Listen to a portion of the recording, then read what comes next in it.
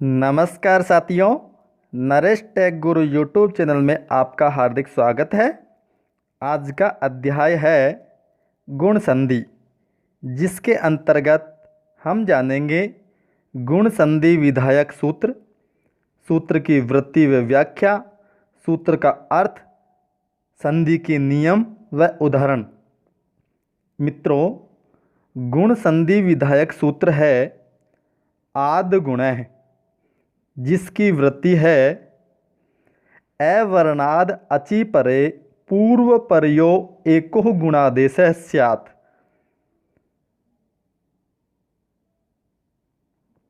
गुण सूत्र जो है उसकी व्याख्या है कि अवर्णाद, अवर्ण के बाद अचि कोई भी स्वर होने पर अवर्ण और अचि इन दोनों पूर्व और पर के स्थान पर गुण आदेश हो जाता है। अब हमें यहाँ यह समझ लेना चाहिए कि अवर्ण क्या है और अच वर्ण कौन से हैं और पूर्व पर के स्थान पर गुण एकादेश क्या होता है। तो आइए समझते हैं।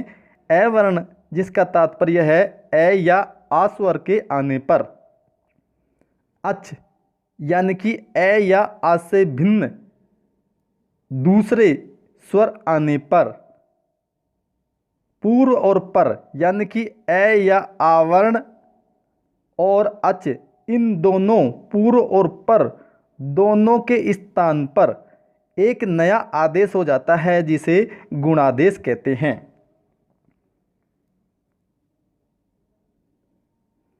गुण संधि का नियम।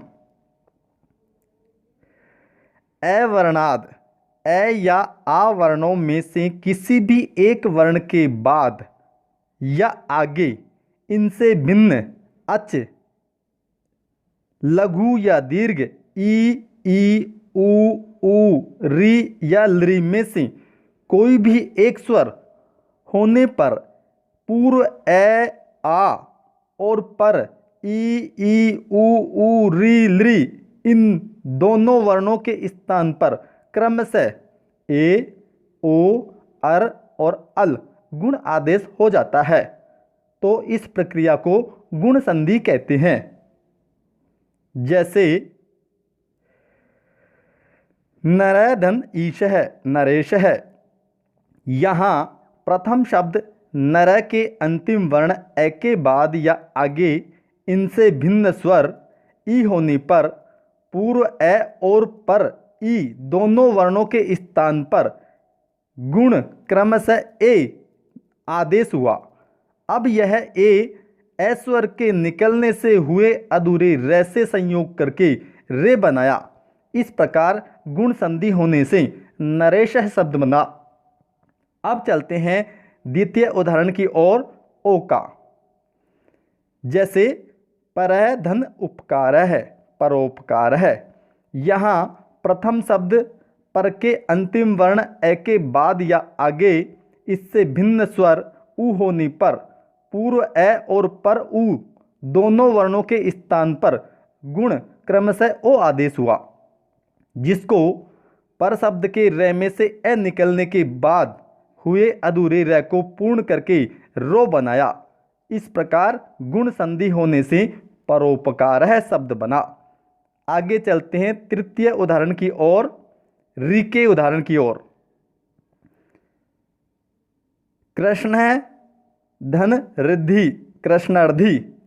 यहाँ प्रथम शब्द कृष्ण के अंतिम वर्ण ए के बाद या इससे आगे इससे भिन्न स्वर रि होने पर पूर्व ए और पर रि दोनों वर्णों के स्थान पर गुण क्रमशः अर आदेश हुआ, जिसको कृष्ण शब्द के ण में से ए के निकलने से हुए अधूरे न को पूर्ण करके णर बनाया।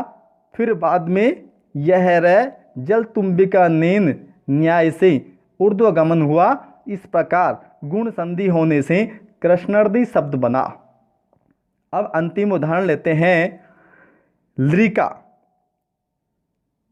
तव है धन लकार है, तव धन लृकार है, तवल लकार है।